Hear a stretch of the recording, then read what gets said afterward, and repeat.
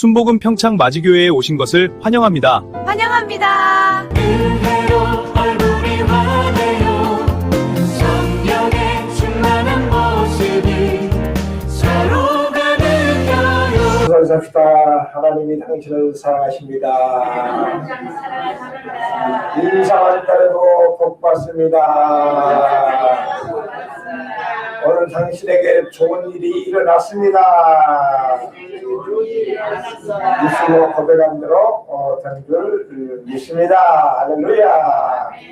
본 말씀의 근거에서 천지를 지으신 하나님을 바라보라는 점으로 은혜를 나누고 합니다. 해볼까요? 하나님을 바라보라. 하나님을 바라보라. 우리 삶 속에 크고 작은 문제와 고난 속에서 이 절망하지 않고 살아갈 수 있는 것은 천지와 만물을 지으신 하나님이 우리 아버지가 된 줄 믿습니다. 할렐루야. 그리고 그 하나님이 어떤 분인가? 첫째로 그 하나님은 우리를 구원하신 분이다. 말했다. 우리를 구원하신 하나님. 우리를 구원하신 하나님. 오늘 시편 121편 1절 2절 보니까 내가 산을 향하여 눈을 들리라. 나의 도움이 어디서 올까? 나의 도움은 천지를 지으신 야훼께서로다. 이렇게 기록하고 있습니다. 이스라엘 백성들은 힘들고 어려울 때마다 이 높은 산을 바라봤어요. 왜냐하면 그 산을 피난처로 삼고 있었고, 산은 적으로부터 보호받을 수 있는 이 유일한 장소라고 생각하기 때문에 나를 숨길 수 있는 최고의 장소가 산이라고 생각했어요. 그런데 다윗이 사울 왕을 피해서 광야에 산과 동굴에 숨었던 것이 이 대표적인 일입니다. 그렇기 때문에 이스라엘 백성이 힘들고 어려울 때마다 높은 산을 바라보면서 나의 도움이 어디서 올까? 저 산에 가면 내가 안식처가 될까? 이런 생각을 했던 것 같아요. 근데 여기 성경 말씀은 나의 도움이 어디서 올까? 시작! 천지를 지으신 야훼께서로다 라고 고백한 것처럼 하나님 자체가 거대한 이 산이 되시고 바위가 되시고 산성이 되시고 피난처가 되시고 안식처가 된다는 사실을 믿으시기 바랍니다. 산을 바라보지 말고 산을 지으신 하나님을 바라보면 거기에 이 하나님의 능력과 구원이 있음을 믿으시기 바랍니다. 그리고 두 번째 사항은 뭐냐면 산은 하늘과 가깝다는 생각 때문에 고대인들은 신을 만나기 위해서 높은 산으로 올라갔어요. 그리고 거기에 이 산당을 지었어요. 그래서 거기서 제사를 지냈어요. 그렇기 때문에 이스라엘이 힘들고 어려울 때마다 하나님을 바라보지 아니하고 높은 산에 보면 어느 동굴이 나를 피신시킬까? 산의 어느 산당이 나를 지켜줄까 생각했는데 하나님은 천지와 만물을 창조하시고 그 산을 지으신 하나님을 바라보라고 말씀하고 있음을 믿으시기 바라겠다. 천지를 지으신 하나님만 바라보자. 그렇습니다. 나의 도움은 인간의 절박한 상황 속에서 산과 산당을 바라보지 말고 산을 만드신 하나님을 바라볼 수 있습니다. 하나님 바라보면 거기에 해답이 있음을 믿으시기 바랍니다. 그래서 늘 생각 가운데 물론 사울 왕에 쫓겨서 산으로 피신했고 동굴로 숨었고 또 아들 압살롬의 반란으로 아들의 칼을 피해서 도망갈 때 역시 산으로 피했어요. 동굴로 피했어요. 그러나 그것은 자기 자신에게는 아무런 피난처가 되지 못한 사실을 다윗이 알게 되었고 다윗이 시편 121편 1절로 3절 말씀을 기록한 것을 믿으시기 바랍니다. 그렇기 때문에 늘 우리 아내가 전도할 때 사용하는 말인데 우리가 자동차가 고장나면 정말 카센터에서 정말 고치지 못한 정밀한 부분을 어디로 가느냐? 공장에 가면 다 고칠 수 있듯이 우리의 모든 문제의 근원은 악한 마귀 사탄이 탐욕 때문에 온 것이기 때문에 그걸 해결하는 길은 우리를 지으시고 창조하시고 인도하시고 지키신 하나님께 있음을 기억하시기를 바랍니다. 세상 만물을 창조한 능력 있는 하나님만이 참된 보호자가 되시고 어떤 환난 가운데 우리를 구원하는 구원자가 되신 것을 믿으시기를 바랍니다. 할렐루야. 그래서 전능하신 하나님을 바라봐야 됩니다. 이 세상의 모든 권력자라도 하나님만은 피조물입니다. 돈이 있고 명예가 있고 권세도 역시 하나님께서 주신 것이고 피조물에게 주신 거예요. 역시 많은 사람들이 산에 피난서 찾고 해서 산에 바라보면 그 산 역시 하나님께서 만드신 것을 믿으시기 바랍니다. 세상 사람은 믿을 수가 없어요. 그제 기농에서 상당히 오랫동안 여기에 살았던 사람이 이 이야기를 했는데 제일 처음에는 자기가 누구에게 인간에게 도움을 받기 위해서 마음이 없어도 이 사람 찾아가서 술 사주고 저 사람 찾아가서 술 사주고 했는데 결국은 누구에게 배신당하느냐? 내가 술 사줬던 그 사람에게 배신당했다는 거예요. 목사님, 정말 내가 여기에서 5년째 되는데 사람은 믿을 건 못하더라고요. 누가 나를 제일 마음 아프게 하는 했더니 내가 도움을 받기 위해서 술을 사주고 선물을 사줬던 분이 결국은 자기 자신을 배신하더라는 거예요. 그래서 정말 우리 세상은 아무도 믿을 것이 없고 오직 하나의 형상과 모양대로 지어받는 우리가 하나님만 바라볼 때 하나님만의 피난처가 되시고 요새가 되시고 문제 해결자가 되신 것을 믿으시기 바랍니다. 성경 말씀하고 있잖아요. 요한복음 10장 10절에 도적이 오는 것은 도둑질하고 죽이고 멸망시킬 뿐이요 내가 올 양으로 생명을 때 풍성한다.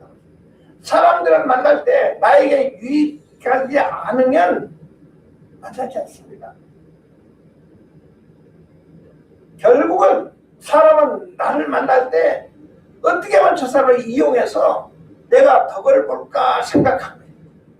그래서 마음대로 되지 않으면 자기의 피의식을 그 사람을 돌리는 거예요. 그래가지고 그 사람을 모함하고 이간질하게 하고 많이 보죠. 이것이 뭐예요? 사단의 일이에요. 마귀 악한 마귀 사탄은 될 수만 있으면 가정의 화목을 깹니다. 이웃과 화목을 깹니다. 누구의 친함권을 보지 못합니다. 어떻게 하면 이간질해요. 그리고 나를 배신한 누구입니까? 내가 가장 나에게 도움을 받는 사람들이 결국은 그 사람을 배신해. 왜? 그 사람한테는 모든 마음에 있는 소리를 다 했거든요. 좋을 때는 그래 되게 어렵겠구나 말하지만 결국은 어려움이 닥치니까 그 내가 믿고 했던 그 말이 올무가 되어서 더라는 사실을 고백했어요. 그렇기 때문에 이 세상 모든 악한 마귀 사탄은 도둑질하고 죽이고 멸망시키기 위해서 온 것이고 할렐루야. 예수님이 이 땅에 오신 것은 양으로 생명 풍성케 얻게 하려 하십니다. 이렇게 말씀하고 있음을 믿으시기 바랍니다. 그리고 우리가 같이 이유는 사랑의 대상이지. 할렐루야. 사랑의 대상. 절대 의지해서 그들의 도움을 받으려고 하면 결국은 그것이 올무가 되는 것을 뺏겨놓고 정말 예수 그리스도의 이웃은 하나님을 사랑하는 그 사랑으로 내 이웃을 내 몸처럼 사랑의 대상인 것을 믿고 절대 그 사람을 이용하거나 덕을 보려고 해서는 안 된다는 사실을 오늘 시편 121편에서 말씀하고 믿으시기 바랍니다. 그렇기 때문에 주님 말씀하고 믿음의 주여 온전케 하신 예수를 바라보고 말씀하고 있어요. 믿음의 주님은 예수님은 믿음의 창시자요. 그 자체가 믿음인 것을 믿으시기 바랍니다. 세상을 바라보면 순간의 육신의 정욕, 안목의 정욕으로 저는 만족할지 모르지만 순간도 그것 때문에 실망할 수밖에 없는 것입니다. 세상 것은요, 아무리 먹어도 갈증이에요. 돈도 많이 있어도 그들은 좋지만 돈의 갈증, 명예와 권세도 역시 그들은 좋은 것 같지만 그 점점 권세 때문에 폐가 망신하고 그 단편한 나라를 어렵게 하는 정치 집단이 얼마나 많은지 모릅니다. 권력이 있을 때는 순간 도와줄 것 같지만 권력은 영원하지 못할 뿐만 아니라 그 사람의 권력이 나를 영원히 지켜주지 아니하고 결국은 그 사람이 이용당해서 잘못돼서 감옥 간 사람들이 얼마나 많이 있습니까? 믿었던 그가 결국은 모든 책임을 부하에게 떠넘기는 일들이 얼마나 많이 모릅니다. 왜냐하면 그 권력은 영원하지 못하기 때문이에요.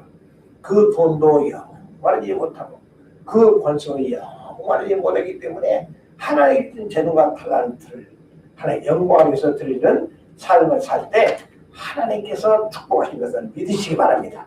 할렐루야. 베드로가 있잖아요. 예수를 바라볼 때는 무리를 당당히 걸었어요.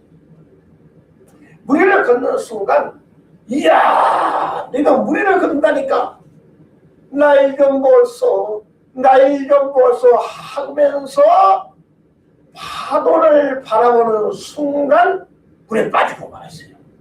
똑같은 물인데 베드로가 예수를 바라볼 때는 무리를 당당히 걸 수 있었지만 내가 걷는다고 해서 예수님 때문에 내가 걷는다고 생각하지 아니하고 이제 내가 걷는다고 생각하는 순간 물에 빠질 수밖에 없음을 믿으시기 바랍니다. 바람을 보며 세상을 보네 나는 없었네 나는 하나님 나는 만족하는데 어린이는 달려오거라 또 여기 서 있는 사려오거라 천국이 나를 사랑하시니 나의 하나님 만족하는데 나는 만족하는데 나를 보며 세상을 보네 나는 없었네 나의 하나님 나는 만족하는데 고마우라 부르라 서럽구나 부르라 다시 갈 때가 달겠으면 할렐루야 아멘 다시 갈 때가 달겠으면 할렐루야 아멘 할렐루야 아멘 그 번째는 하나님 우리를 지키신 분입니다. 따라해볼까요? 하나님은 나라를 지키신 분이다. 시편 101편 4절에 이스라엘을 지키는 자는 졸지도 아니하고 주무시지도 아니하느니라.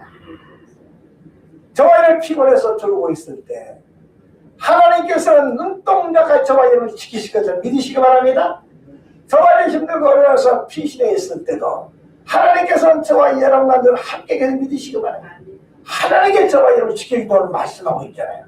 육신의 정욕과 안목의 정욕, 이상 자랑에 취해서 하나님 보지 못하는 상태로 벗어나야 됩니다.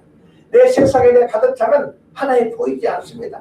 우리의 6.25 전쟁 끝나고 난 다음에 우리나라가 정말 힘들고 어려울 때 그때는 정말 교회에 오는 성도들이 많았고 기도하는 성도들이 많았습니다. 왜냐하면 나의 모든 문제는 하나님께서 해결하시는 믿음이 있었기 때문에 그래요.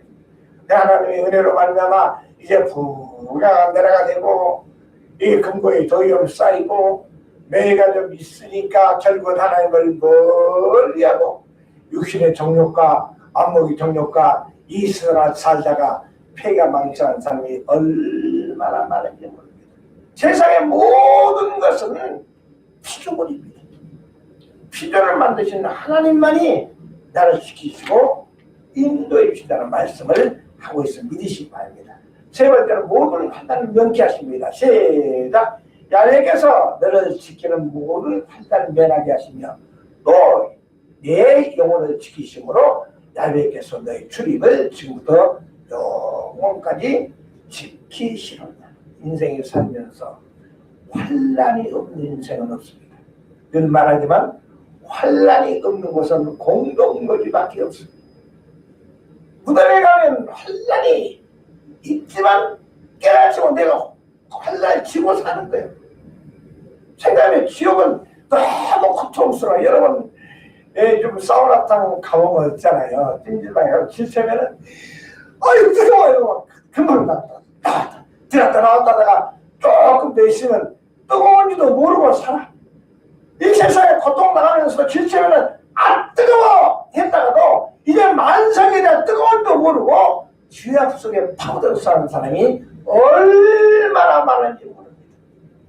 그렇기 때문에 우리는 어떤 일이 있어도 육신의 경우 아버지 이 세상 자랑은 절대 오래가지 못한 사실을 믿으시고 천주한 밤을 지키시고 저희 여러분을 지키시고 보호하시고 피난처의 그들 되시고 요새까지 하나님만 의지하는 귀한 삶을 사시기를 예수로 축원합니다. 하나님 우리가 감당할 수 없는 환난에서도 우리를 지키시고 우리 출입을 지금부터 영원히 지킨다는 것입니다.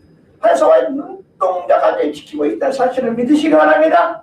자, 결론입니다. 문제를 바라보지 말고 문제가 크신 하나님을 바라보시기 위해서 축원합니다. 그렇습니다. 기적을 기대하고 살아있는 하나님만 통해 삶을 사시기 바랍니다. 그러면 하나님께 기적이 있어요. 하나님께 치료가 있어요. 하나님께 평안이 있어요. 하나님께 기쁨이 있음을 믿으시기 바랍니다. 그러므로 이 세상 눈에 보이는 전부 많이 가지면 가질수록 갈증이 나지만 눈에 보이지 않는 하나님은 내 안에 계셔서 어떤 사업과 하나님께 운동을 지키시고 보호하시고 인도하시고 구원하시고 동행하신 것을 믿으시기를 바랍니다. 할렐루야. 자, 어린 아이가 없는 자매가 목사님에게 상담을 하러 왔습니다.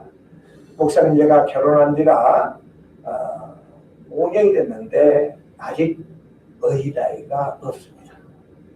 의사로 어린아이 낳을 수 있는 가능성이 없다고 합니다. 그랬습니다. 그러니까 이 본인은 세상적 의학을 믿었잖아요. 더구나 의사가 의뢰를 가르칠 수 없다는 판결을 내는 이상은 더 이상 세상 의학에 있어서 할 수 없이 이 목사님께 와서 상담을 하게 됐어요. 그러니까 목사님께서 하신 말씀이 뭐라고 말씀하냐? 그래요. 지금 세상에 의사가 어린아이가 없다고 말했고 어린아이를 낳지 못한다고 말했는데 어린아이 낳지 못한 모습을 바라보지 말고 따라합시다.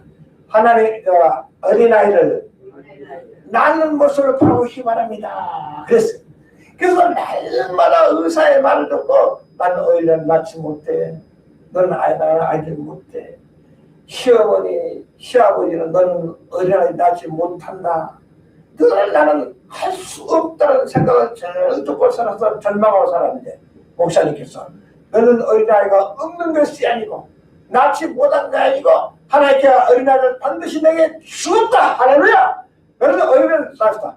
너는 어린아이를 낳을 수 있다 생각하고 어린아이를 잉태하는 모습을 바라보고 꿈을 꾸고 믿고 이래 과거에 나는 어린아이를 못 낳는다 해서 나는 어린아이를 낳을 수 있다 생각하고 늘 고백했더니 어느 순간에 배가 부르기 시작한 거예요. 무엇입니까? 세상 의학은 물론 믿을만 하죠. 그러나 그 말을 듣고 절망하고 낙심해 있었는데 천주한 마음을 쉬신 하나님의 말씀을 선포하고 그 말씀대로 나는 어린아이를 낳을 수 있다. 그러면서 어린아이가 태어나서 겉도 공부하고 취직하고 성공한 모습을 늘 꿈을 꿨더니 하나님 때에 어린아이가 잉태되었음을 믿으시기 바랍니다. 할렐루야. 그러므로 늘 예수 그리스도 하나님은 없는 것을 있게 하시고 죽은 자를 살리시는 전능하신 하나님. 그렇기 때문에 안 된다 말하지 마시고 할렐루야. 나는 할 수 있다 하면 해보자. 믿음으로 고백하면 그래도 되거든요. 믿으시기 바랍니다. 감사할 때 기적이 일어나는 믿으시기 바랍니다. 감사할 때 기적이 일어난다. 독일에 대기근이 있었을 때 한 부자가 가난한 아이들을 모아놓고 빵을 나누기 시작했습니다. 근데 많은 사람이 너무나 가난하고 배고프니까 빵을 그때 정략을 놔두면 먼 데다 와서 이 큰 빵을 다 골라갔어요. 그러나 제일 나중에 이 그렌체이라는 소녀는 많은 사람들이 와서 큰 것을 다 골라가고 맛있게 본다 골라가는데 마지막 남은 것이 무엇이냐? 조그마한 빵을 남은 거예요. 그래서 그는 조그마한 빵을 다 들고서 감사합니다. 하나님 감사합니다. 감사했어요. 그래서 그 빵을 가지고 집에 가서 어머니 내가 이렇게 참 나중에 빵을 가져왔지만 잊어서 빵을 가졌으면 해서 빵을 엄마가 나눠주려고 싹 열어보았더니 그가 뭐가 있었냐? 금 50센트가 들어있었어요. 그래서 그 다음에 일찍 갔어요. 할아버지, 어제 할아버지가 주신 조그만한 빵 속에 금 50센트가 들어있는데 이걸 잘못 가지고 돌려드리겠습니다 했더니 따라했다. 감사한 자에게 주는 선물이란다. 많은 사람들은 큰 것을 골라내서 혈안하고 가져가면서 감사만 말하지 않는데 제일 마지막에 가장 적은 빵을 골라간 그 소년이 가져가면서 감사합니다만에 동이가 나눠보내야 돼. 그 일부러 금을 넣는 거예요. 그렇습니다. 하나님 감사한 자에게 복을 주시는 거예요. 그렇기 때문에 아까 말씀대로 이 산을 바라보면 순간은 피할 바위가 되고 요새가 될지 모르지만 또 순간은 이 산당에서 위로를 받을지 모르지만 많은 심도 어려울 때 눈으로 보이는 산을 바라보지만 하나님께서는 뭘 바라보라고요? 그 산을 지으신 하나님을 바라보라. 할렐루야. 그리고 내가 나에게 준 일에 감사할 때 하나님 감사해 주신 큰 복을 받게 되는 사실 오늘 본문에서 깨닫게 된 것을 믿으시기를 바랍니다. 할렐루야.